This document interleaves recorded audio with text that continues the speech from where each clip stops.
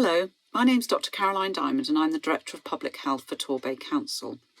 I wanted to talk to you today about what's going on with regard to COVID in Torbay. Now, unfortunately, the numbers are going up every week and this is really concerning for us. We want to make sure that your lives continue as much as they are at the moment. And we want to prevent the restrictions that they've had in the north of England. And also, really importantly, we want to keep the NHS working much as it is at the moment. It's still open for you and me to go in there with whatever problems we have. If we get more COVID cases, we might not be able to do this. So we need to help the NHS also at the moment as well. Now, there are some ways that you and I can do this. There's ways that you and I can contribute to make sure that this doesn't happen within Torbay. Now, all of you by now will know about face, hands and space. Most important probably is space. So what I want you to do is really to think COVID as you're out and about. Even when you're in those groups of 6, it's really important that you still maintain your distance from people because you can still pass it on in those groups of 6.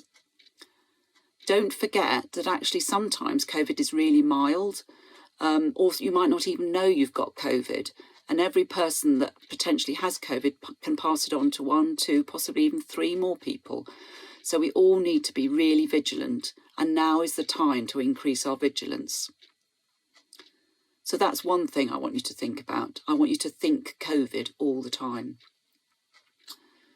The next thing I want you to think about is if you actually have got COVID and you're a case, or if you're a close contact of a case. There are 2 things you need to do.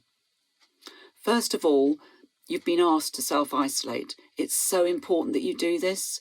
If you're carrying the virus, you could pass it on. As I say, you could pass it on to 2 or 3 other people, and then we'll continue to get these rises, and we won't be able to contain it within Torbay. Please self-isolate if you're asked to do so.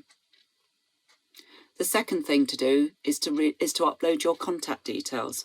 Again, it's really important that you do this, otherwise we won't know who could potentially have the virus. And again, that will lead to those increases in numbers.